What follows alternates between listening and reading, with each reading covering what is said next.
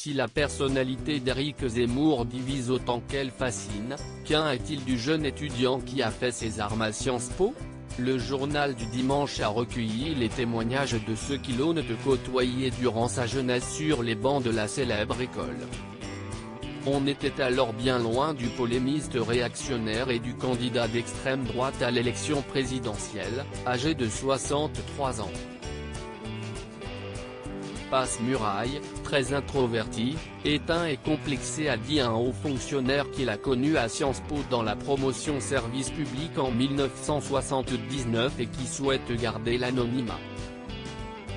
Avec ses pulls et cols de chemise pelle à tarte, il était mal fagoté et détonnait dans notre univers hyper bourgeois, au milieu des uniformes pantalons de flanelle blazer Loden, ajoute-t-il à propos de l'arrivée du jeune étudiant issu de banlieue, Montreuil et Drancy, et d'un milieu modeste.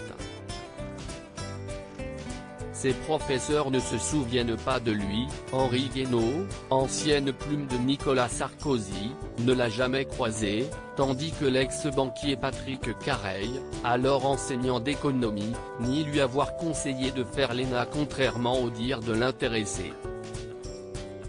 De son côté, François Hollande dément avoir été son maître de conférence, en dépit d'une rumeur tenace. À moins qu'il n'ait jamais remarqué cet étudiant discret, précise le JDD.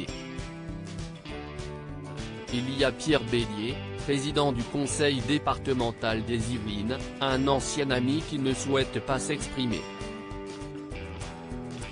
Ou Pierre Moscovici, président de la Cour des comptes, où aurait dû travailler Sarah Knafo, jeune conseillère d'Éric Zemmour actuellement en pause pour mener la campagne du candidat de Reconquête, qui évoque un étudiant gentil, timide et fin dans l'ouvrage d'Étienne Girard, Le radicalisé.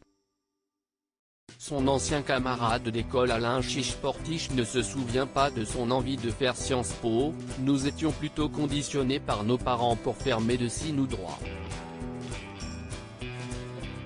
Dans l'établissement prestigieux, il se fait quelques amis mais ne s'intègre pas dans les associations de l'école, préférant continuer de fréquenter le club de foot de son lycée et jouer au flipper avec son double cousin Yves Lévy, un de ses oncles paternels a épousé une sœur de sa mère. Notre préoccupation majeure, c'était les filles, mais la concurrence était forte, raconte un administrateur civil toujours ami du polémiste mais anonyme à cause de ses liens avec l'État. Il ajoute, il n'était pas timide, mais ne se mettait pas en avant. C'était un garçon espiègle, plein d'énergie, exceptionnellement doué, difficile à prendre en défaut sur sa formidable culture historique dotée d'une qualité rare d'analyse et d'argumentation, et également de plume. Loin de l'activiste politique d'aujourd'hui, l'Éric Zemmour des années 1980 était, selon Gérard Wolf, fédérateur ville durable auprès du ministère de l'Europe et des Affaires étrangères, ouvert, curieux de tout. Un type absolument charmant, avec une belle intelligence et un solide humour potache. Il sera le témoin de son mariage avec Mylène Chiche-Portiche, celle qui deviendra ensuite la mère de ses 3 enfants et sa collaboratrice pour la création de sa maison d'édition Rubempré. J'ai été étonné qu'il me demande, je pensais qu'il devait avoir d'autres amis plus proches, dira-t-il. Aujourd'hui, ses proches sont des personnalités politico-médiatiques, Éric Nolot ou Philippe de Villiers, avec qui il vient de faire un déplacement en Arménie. Éric Zemmour a enterré le jeune étudiant.